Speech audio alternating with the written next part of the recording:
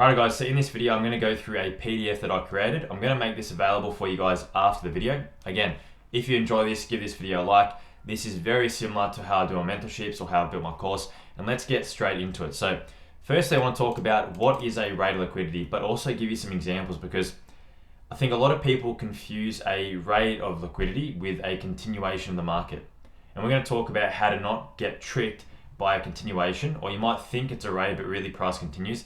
Let's talk about it today. So firstly, there's a lot of questions that people ask me in regards to what's a rate versus what's a continuation of the trend. And it's a really, really important concept to understand because realistically, it doesn't matter if you're trading the ICT silver bullet model, if you're trading the London session, the New York session, or the Asian session, you're always going to need to understand what a purge or a rate of liquidity is. Now let's get into some examples here. Now, have a look guys. So notice you got this market, right? Obviously the market's moving up, the market moves back down. And when we move back down, we sweep this swing low right here. Now the really important thing to consider, this will get you out of a lot of tricky situations. In the photo above, notice that the swing low that's been swept right here, it's only taken by the wicks, right? It's only taken by the wicks of these candles.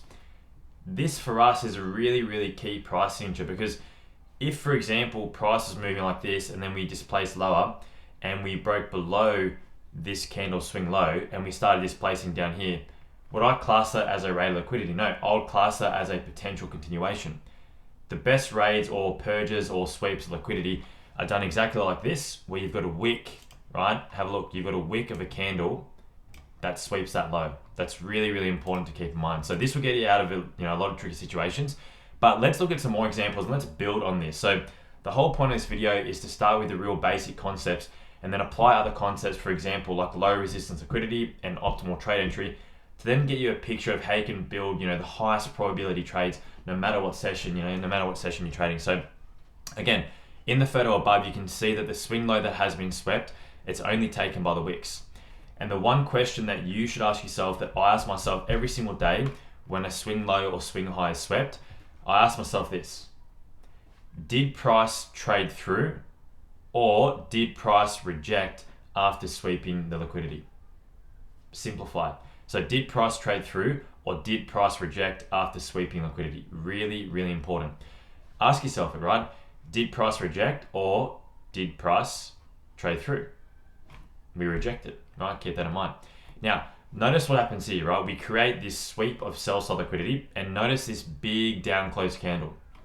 What happens, guys, is obviously you've probably heard of order blocks. You might have heard of CISD or the change in the state of delivery, but after sweeping liquidity, that candle, when we break above that with this up close candle here, that indicates a change in the state of delivery. Now, most of the time, the CISD occurs before the market structure shift. So if you're looking for, say, a pattern or a set of steps that you can follow, first you get the purge of liquidity, then you get a change in the state of delivery, then you might get a market structure shift, inversion, fair value gap, or in this case, you've got a balanced price range, which we're going to talk about. So we sweep liquidity, we have this down close candle, we impulsively break to the upside. It's not just like a little wick, we impulsively break to the upside and we close above. That is the first sign that price does not want to head any lower. Again, we start off with the sweep of sell side liquidity and then we have the change in the state of delivery. Following that, guys, we have what's called a balanced price range. So all I've done here is I've gone from this candle's low to this candle's high. I've marked out that bearish, fair value gap. Then I've gone across and I've seen where it matches up to this candle's low, or this candle's high, to this candle's low. So where the bearish fair value gap matches up with the bullish one, that is called a balanced price range. And essentially it's a good indication, right? Especially again, it's all about the impulse nature of the candles and how much displacement do the candles have. Again, we get displacement past this down close candle. Here we get displacement past this bearish fair value gap. It's a balanced price range. Initially, this bearish gap, it's a sell side imbalance, buy side inefficiency. So it's inefficient in buyers. When we close above with such displacement, it now becomes efficient, right? It's all efficient. Sells, buys, and now we can see if there's a clear drawn liquidity to target above this price point. So again, notice in this example above, we barely sweep the sell side liquidity and then immediately reject to the upside. After rejecting, we talked about this, price closes above the down close candle and that creates what's called a change in the state of delivery. For short, that is just CISD. So if you hear me talk about that or other people talk about it, that's all it is, right? Ask yourself the same question. This question back here, guys, ask yourself this. Did price trade through or did price reject after sweeping liquidity? Really important. And let's ask yourself that question. Did price trade through or did we reject? And what you should kind of come to in terms of a conclusion is after sweeping the sell side liquidity, price rejected and reversed. We can see that. Price rejected and reversed. Important. As it reversed, it continually indicated that high prices were warranted as a change in the state of delivery was created, followed by a balanced price range. Again, here's that change in the state of delivery, and here's that balanced price range. Both of these things have impulsive displacement moves to the upside. That makes a massive difference. Displacement, impulsiveness is a massive, massive key factor. So keep that in mind if you're taking notes. The creation of these two price signatures outlines an unwillingness for price to move lower, and as such, it is expected that price will seek the nearby buy side liquidity at the minimum. Cool, let's get into it. Let's take a look at another example here. So let's take a look at another great example. And in this case, let's actually merge a few concepts. So let's merge the concept of a actual sweep of liquidity, those key price signatures, with the rebalancing of a fair value gap. Have a bit of a look, right? Notice you've got this swing low right here. You've got this swing low right here. You've also got this bullish fair value gap. If I was to zoom in, you've got a bullish fair value gap from this candle's high to this candle's low.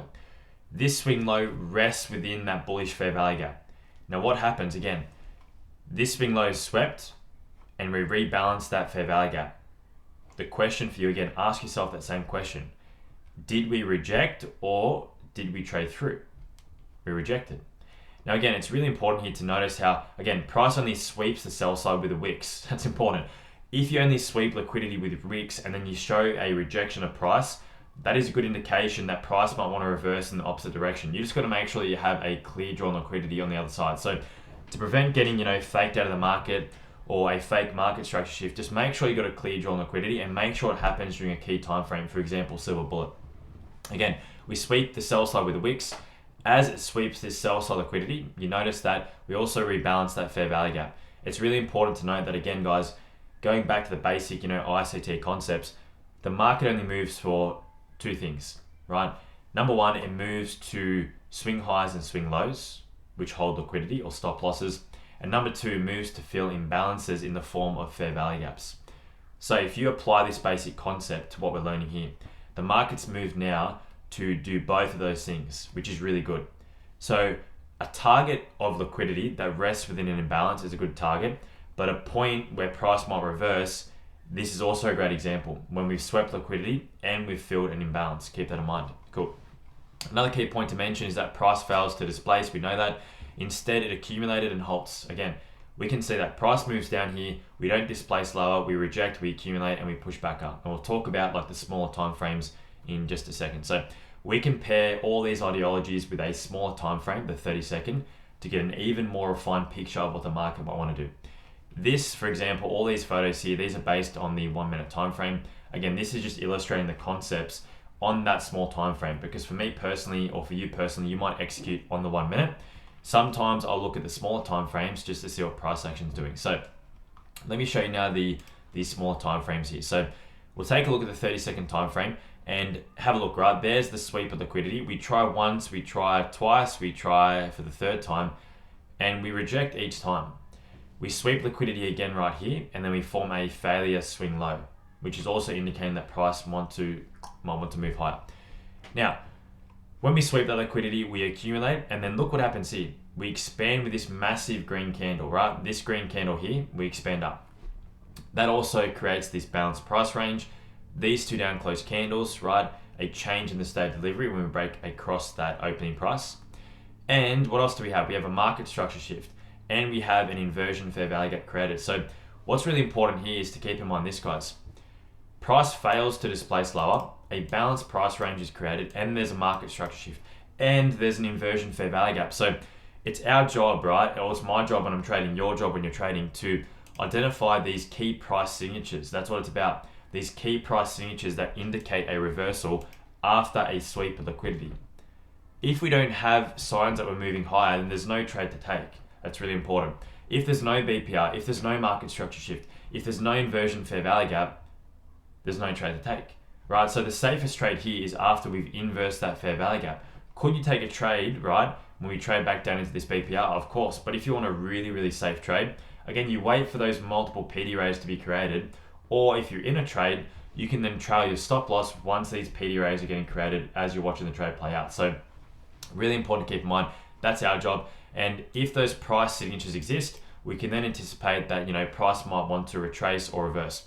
Of course, like I've said, the more price signatures that you have, the higher the probability the trade is. It applies with anything, whether you're going for a trade continuation, a reversal, doesn't matter what session you're trading, the more confluences you have, the more things supporting your idea, often the better the trade will be in the long run. The next key concept I wanted to talk about, guys, was low resistance liquidity. And by the way, if you're liking these style of videos, let me know. I'm trying something different here, creating like a PDF and then also releasing that after the video, going through the PDF during the YouTube videos. If not, let me know as well. So I'm trying something different. Low resistance liquidity, guys. A lot of people will ask me, they'll ask me two things. Number one, why is low resistance liquidity a good target? And then number two, well, how do I identify it? Like, what is it? What's it look like? And they're both great questions. So keep in mind, the market's only going to move for two reasons. We talked about that. Number one, to target liquidity at old highs and old lows, or to fill an imbalance in the form of a fair value gap. So keep in mind, if liquidity has been swept, there's also or always a potential that price will retrace or reverse. So for example, if we go back here, when liquidity has been swept, there's always a chance the market will reprice higher. The same as if we take out, buy side liquidity, we could always reprice lower. There's always a chance. So the context of, low resistance liquidity is the fact that LRL, or low resistance liquidity, it exists when any swing highs or swing lows that are close together have not swept each other. And we'll get into an example with a photo here. So have a look, right? This swing high, let me zoom in too, just so you guys can see a bit better. So this swing high, this swing high, this swing high, this swing high, this swing high, this swing high. All these swing highs, notice how they haven't swept each other. It'd be a little bit different. See how we've swept these swing highs here? It's a little bit different. But all these swing highs haven't swept each other and it's trending in one direction. What I also like to do sometimes is I mark out periods like this of accumulation. So that's what I mentioned here. Sometimes like low resistance liquidity is an accumulation pocket. It could be equal highs, could also be equal lows. And sometimes I call that trend line liquidity. It's all the same thing, right? Realistically, looking for liquidity that hasn't swept one another, because again, the market's probably going to target these points. People, as the price is moving lower, people are going to trail their stop losses above these swing highs. That means there's liquidity resting there. And again, the market wants to target liquidity. Keep that in mind. Cool. Now, the highs or lows of a low resistance pocket of liquidity, they make a really great target. Of course, obviously the trade can be held for longer, but for me, when I'm taking trades, if you're curious, that's my target. That's my main target. If I can get 10 handles out of it, I'll go for 10. 10 to 15 is enough for, London session, London Open. If you're trading a bit after, then maybe you're going for 20, 30, 40, 50, depending on what's there. But you don't have to hold the whole thing. Like for example, let's assume in this price segment, you go for a long position somewhere here. You can probably take off a partial here if you want to, depending how many handles that is. And you can hold a runner to the top of that liquidity. So you base your rules based on how you want to trade. You don't always have to take partials, or you don't always have to hold for the full, TP. But they're a really good, liquidity target. So again, we talked about that. And in my opinion, these highs here, for example, these are the low-hanging fruit target. If you pair this concept, honestly guys, if you pair this concept with key sessions, silver bullet, London Open, whatever it is, PM session, whatever, you've just found yourself a model. It's a model. And for some, you might say, yeah, it's the market maker model, of course, but it's also low resistance liquidity. It's also equal highs. It's also an accumulation pocket. So all these concepts will merge together. That's the important thing. And you can build a model based off this. And that's personally what I do with my macros. Now let's talk about this, right? You're going to find low resistance liquidity setups in all sessions. It's not just something that's, isolated to the London session, the AM session, PM session. This is from the London Open session. This here is from the Asian session. Great example. So I'm not saying that what I'm teaching here can't be applied to different sessions, because it can.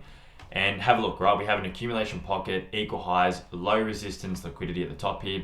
What's price do? It moves down, creates this bullish fair value gap here. We sweep liquidity again in that fair value gap. Do we move lower? No, we fail to displace. We close back up, create a balanced price range or inversion, market structure shift, and what's price do? Quite aggressively moves up to that low resistance liquidity. So if you're trying to take notes, low resistance liquidity runs are often very quick. That's something probably important to keep in mind. These moves often will, aggressively pull to those liquidity targets, which is why I personally like to trade them. That's one of the main reasons. I don't have to be waiting for 2 hours. I can be in, I can be out in 10, 15, 20 minutes, and that's completely fine. Keep that in mind. Next topic we're going to talk about, and the last one, is the OTE ranges, how you can use OTE ranges, and then we're going to combine everything we've learned today on how you can phrase one of the highest probability trade setups that I personally use and a lot of other people use. Now, OTE, or optimal trade entry ranges, they can be used to determine where price might want to pivot or where price might want to retrace or reverse. They can also be used to determine high probability zones to buy or to sell. So for example, take this image below. I've marked out a range or a dealing range from this swing low to this swing high. And all I've done is I've placed 0 at the top and 1 at the bottom. I've got my range now. I've got my equilibrium point right here in the center. And I've got the OTE range here, which again, for me, is between 0.618 and the 0.786 level. So use the Fibonacci obviously to do this. Now look what price does. Price comes up, pushes down, taps into the OTE range, and then look what happens perfectly. We react from that zone. Now it doesn't always have to do this, no. So it's really important, really important, just like any concept. You can't just solely rely on OTE. It's the same with like the silver bullet model. You can't just go, oh, okay, I've got a random, rate of liquidity, a random market structure shift. You've got to make sure there's a clear target. You've got to have a look at the narrative. You've got to look at, maybe the 15-minute time frame just to see what that's doing, to make sure you're on side with the market. And the most important thing I could say is to make sure you've got a narrative, or there's a reason as to why the price should move in your desired direction. Keep that in mind. So it's important to keep that in mind. Pair OTE with other confluences. So for example, has liquidity been rated, or are we in silver bullet? Are we in a key time frame? Are we in the lunch hour, or maybe are we outside of a key session? Maybe I'll just wait to see what happens to price action and wait for those, further confirmations. In this image above, as I said, everything above the 0.5 level is considered a level of premium. Everything below is considered a level of discount. When you mark out these ranges, guys, when you're going for buy positions, you can eliminate a lot of silly losses by only taking buy positions at a level of discount and only taking sell positions at a level of premium. Important. So again, we dip back down into OT here. That is a good position to go long, but we just need to make sure that we've got a clear drawn liquidity. That's what it is, right? So you can't just use one thing. You need to have multiple things coming together or multiple confluences. Keep that in mind. So again, let's combine all these concepts we talked about. Let's combine the rate of liquidity. Let's combine the low resistance liquidity, the accumulation pockets, and the OTE range. And this is one of my favorite models to use. So again, we can see here, guys, we've got this accumulation pocket at the top, right? We displace lower, we displace into these two blue lines, which marks out OT of the previous range. And what do? We sweep this swing low. So when you're looking at this, it's really important. You're sweeping liquidity in a level of discount, during silver bullet. Then do you displace lower, or do you fail to displace? We fail to displace. So we're implementing that rule about, a fake out market structure shift, a fake out rate of liquidity, etc. So you rate liquidity here, you fail to displace, and then immediately straight away that candle closes up, the wick sweeps the liquidity. One tick is completely enough, that's fine. We reject back up, couple green candles, create an inversion fair value gap, and what's price do? We trade back down into it and aggressively move to the upside. Where does price move to, and how quickly does it move there? That's a question to ask yourself. We move to that accumulation pocket. So every single accumulation pocket, as long as there's a narrative and there's a framework behind it, is a really good low resistance liquidity target. Don't overcomplicate it within market maker models. Second distribution, reaccumulate, don't overcomplicate it. Keep it nice and simple. Look for accumulation pockets, look for zones of optimal trade entry based on the price swing during a key time frame, and take the trade if it fits your rules towards that liquidity target. Keep that in mind. And that's personally what I do. So again, we're combining all these concepts together. Firstly, we have that sweep of sell side, and the sweep is high probability for two reasons. Number one is that price rejects, and number two is that we sweep liquidity in the OTE range. Keep that in mind. Now we have the sweep of OTE, or sweep of liquidity at the OTE. Then we have an inversion fair value gap created and we have a narrative that price might want to move higher because we have that low resistance liquidity. So again, notice how you can combine and pair all these ICT concepts to phrase high probability trades. And again, the more overlapping concepts you have to pair the trade, the higher probability the trade will often be. Simple as that. Once this low resistance liquidity is taken, the model is complete. It's complete. You don't need to demand, 150 handles from the market. You don't need to demand a 1 to 5. You don't need to demand any risk reward really. You need to demand potentially that you stick to your rules and that your narrative makes sense. Why should the market go there? Why? Because we've dipped back down into discount. We're in silver bullet and there's a clear drawn liquidity.